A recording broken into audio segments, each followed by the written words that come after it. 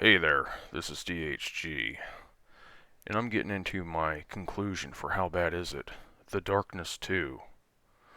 Overall, I'd have to say that this is pretty much an average sequel in just about every single way, shape, and form you can think of an average sequel. I mean, it doesn't really do anything that makes it a better sequel than what the original had already done, but also at the same time, it works a little better, and I'll get into that. Okay, so first off, I'm going to do my little pluses and minuses and things that are kind of in between, or not really pluses or minuses. I just think that they didn't add or make the game any worse in any way, shape, or form. First things off, graphical fidelity. The graphics are better in this game. That being said, I don't really care for the new art structure, the new artwork, the new aesthetic, whatever you want to call it, because you take a look at it, it looks very comic booky, almost. It's not as noticeable here because I'm playing it in 4K, but back when I played it on the Xbox 360, it almost looked cel shaded, kind of like Borderlands 2, which compared to the, I would say, hyper realistic or photorealistic graphics of the original game, I preferred how the original game did it much, much more. But that being said, the textures look very good in this. The graphics are just good altogether in this game, even though I don't like the art direction. So that's a plus. The gunplay and demonic powers are improved vastly. Yeah, that they are.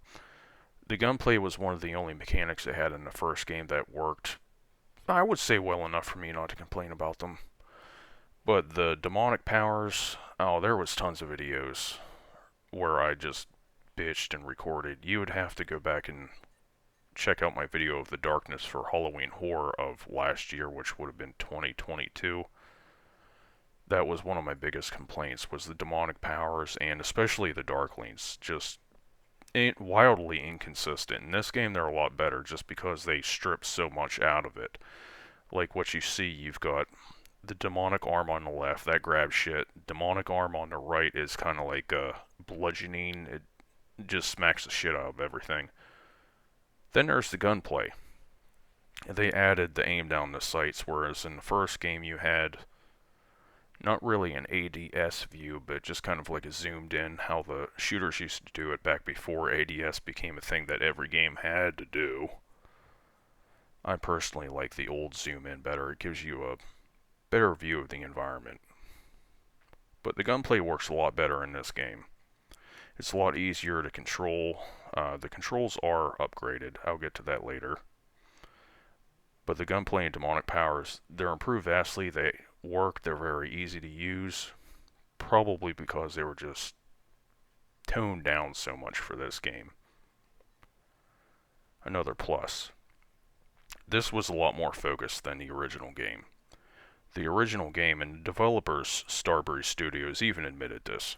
They just wanted to do so much shit for that game. It was their ambition that kind of led them to create a half-baked title, even though I thought the half-baked title was really damn good. It was still half-baked. This one's a lot more focused. It's a linear shooter that kind of goes in and out of these different sequences with, you see, you're at your dead ex-girlfriend there and all sorts of stuff you do with her. She plays a bigger role in this game than she did in the first. Oh, sorry, my bad. My pen fell on my Windows key. So it's a lot more focused than the first game. They pared it down and just tried to get one or two or three or four mechanics that they really fleshed out really well, and that's exactly what they did. Smooth controls, I already mentioned this. When it comes to aiming sensitivity, things like that, the shoulder buttons on the right and the left, everything just works very well. Whereas in the first game, the aiming was kind of janky. The controls were, I wouldn't say they were bad, but they didn't always work as you wanted them to.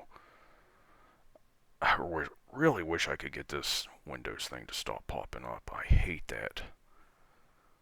Let me see if I could right click, make that go away. Yeah, get the fuck out of here. Oh, there you are again. Okay, so it's got smoother controls than the first game. Another plus, the audio is good. It's kind of hard to get me complaining about a game's audio unless it's just that bad. So this isn't really much of a plus, but I mean, you know, it's got good audio. You can't complain. The only thing I didn't like about the audio in this game was Mike Patton's voice work.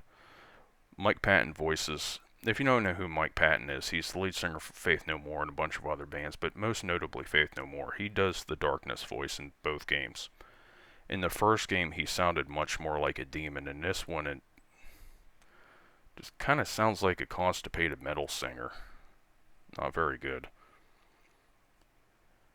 Okay, so that's all the pluses. I'm getting into some of the things that are neither pluses nor minuses. They're just kind of averages, things I make notes on.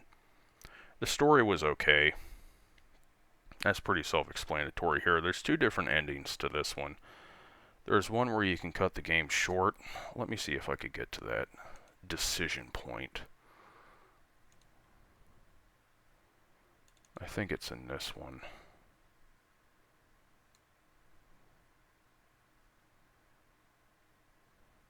Yeah, here you go. This is where you can get one of the endings. This is kind of like an alternate reality. I don't really know what to call it because it's not really like a subconscious thing. It's whenever your physical body dies in the game and the darkness has to repair you to work in order again. The darkness kind of sends your soul, not your mind. Yeah, here's the choice right here. If you choose to stay with Jenny, you get one ending and you cut your game short by like an hour. I chose the other ending just because I thought that's what the game wanted me to do. But I chose the other ending and went straight to hell. But what was I getting at? Oh yeah, these alternate reality sequences are kind of like when your soul goes into limbo because your mind's obviously destroyed. Darkness has to repair you. And these little scenes are not as good as they were in the first game. So the story was okay. I thought they could have done more with it. The game is short. Normally this is a bad thing, but short games aren't always necessarily bad. Like, one of my favorite games of all time was Black. And Black's only maybe about 4 or 5 hours long, and I just loved it just because of how the game was set up. You could just endlessly replay it over and over and over again. It was fun every time. This game's, I think it was 4 hours long, maybe 4.5. Very short. I don't see that as a plus or minus. It's just kind of something I thought was odd and worth mentioning.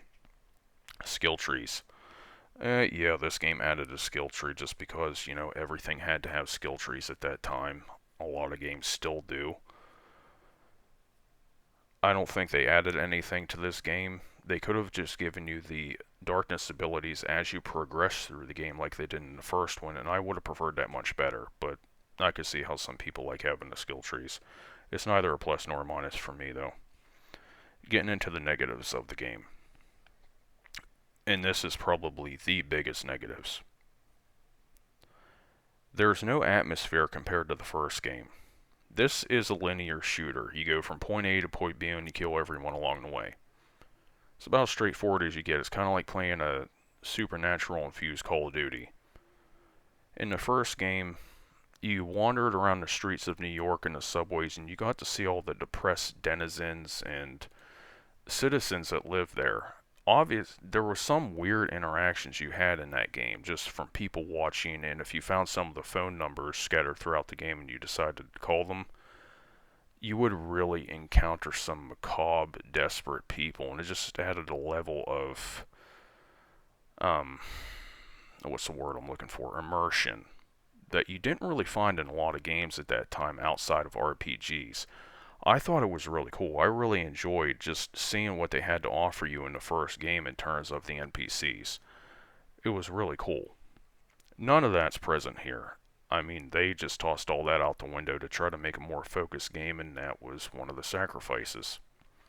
Not a good one, if you ask me.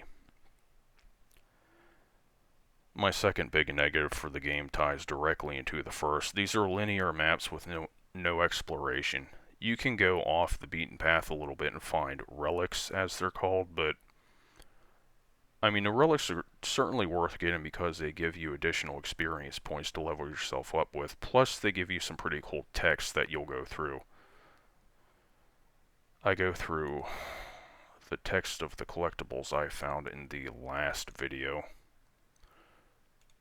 Yeah, this kind of shit. Gives you a little history lesson on all this kind of stuff. I thought it was pretty cool.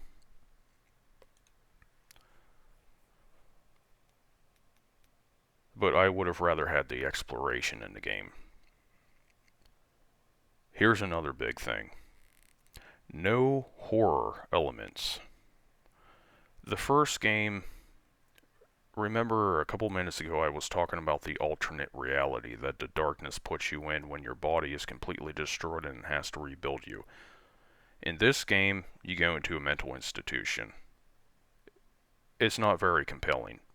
In the first game, you get sent to the battlefields of World War I, which was freaking awesome. I loved that. That was one of my favorite things about that game, hands down.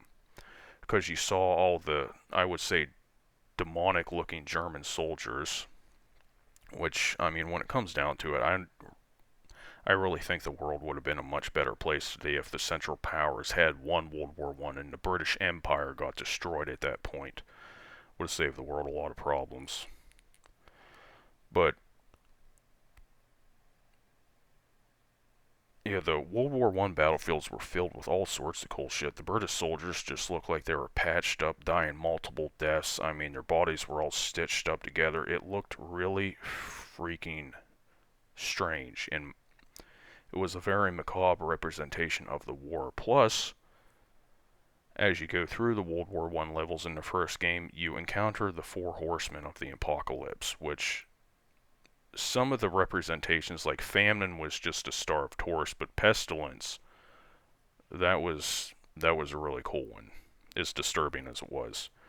There's none of those horror elements in this game whatsoever. It would have been nice, but they wanted to make a more focused game, and apparently a short one.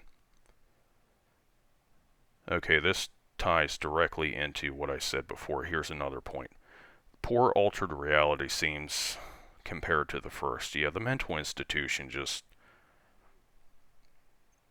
it doesn't really provide a sense of atmosphere. It's just a filler content from point A to point B. It shows Jackie escaping at several points, but I really don't feel that the mental institution altered reality was a good substitute for the World War I that you see in the first game. Horrible, because also in the World War I aspect of the first game, it showed you the origin of the darkness and how it got brought into his family. None of that's here. The mental institution is just complete and total throwaway. The game, in my opinion, would have been better off without it, and they should have brought in some other type of alternate reality to take its place. One that's a little bit more compelling, because it's just crap. Jackie's new look. Yeah, Jackie Estacado in the first game kind of looked like Peter Steele from Typo Negative, which was awesome. If anyone knows who that band is, they were one of the best gothic metal bands to come out of the 90s. And they were American too. Most of the gothic metal bands were coming out of Europe, specifically Norway. But yeah, they were a Brooklyn gothic horror band, and Jackie looked like their frontman in the first game. In this one, he looks like some sort of a freaking male model. Let's see if I could find the file for that one.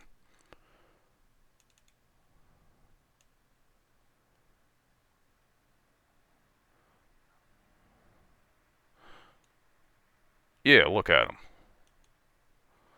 He looks like some sort of an Italian Fabio or something. I mean, he does not look like a mafioso kingpin at all.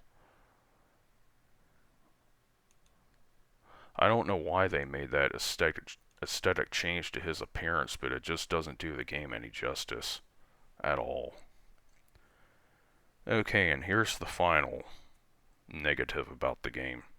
In the first game, you had Darklings to control. That was one of my biggest complaints about the first game, because it was a really cool concept, except the Darklings never really did what you wanted them to do. If you gave them a command, it was sort of like a suggestion. They might do it, they might not. That was definitely one of the things that Starbreeze acknowledged, that they bit off a bit more than they can chew. But it was a cool addition. And this, I thought they might have upped. I thought that would have fixed it. That you would have been able to control the Darklings better. But instead, what they did was they brought the Darkling, or a Darkling, back. But you can't control it whatsoever. It just has a mind of its own. The only time you do control the Darkling is in certain scenes here. I know there's one in this. Yeah, right here. You do some sort of a telepathic bullshit and you get inside the Darkling's head and you control where he goes. But you can't really you can't do that much. You've seen this sort of thing in many, many other games, whereas with the first Darkness, the way you control the Darklings there was sort of similar to the old game Overlord, where you had a bunch of minions you controlled. I'm going to do Overlord at some point, don't worry. That was a cool game, I gotta get to that. But I wish they would have taken what they had done with the first Darkness and just made the feature work. They decided to scrap it altogether and replace it with this. Which what you're seeing right here, all it accounts to is pretty much a stealth scene. You can't really go up and attack enemies flat out because he gets killed pretty quickly, but you have to sneak up behind them, execute them like that. I mean, it works, I can say that, but I was really expecting much, much more out of the being able to control the Darklings. Put it that way. Okay, so overall, those are all my plus and minuses. I'll probably think of some other later, but that seems good enough for me here. I rated the game average, just because it is in every sense of the word. It's an average game, and that's my conclusion for it. They could have done more with it, but as it is, it's not that bad. If you like my content, don't forget to like and subscribe, especially on Rumble, since YouTube's strange, to say the least. I was on Odyssey for a while, but I didn't know that was a cryptocurrency-based site, and you have to use cryptocurrency to post videos, so don't expect me to be adding anything new on there, because I'm not buying that shit. So subscribe on Rumble. DHG, I am out.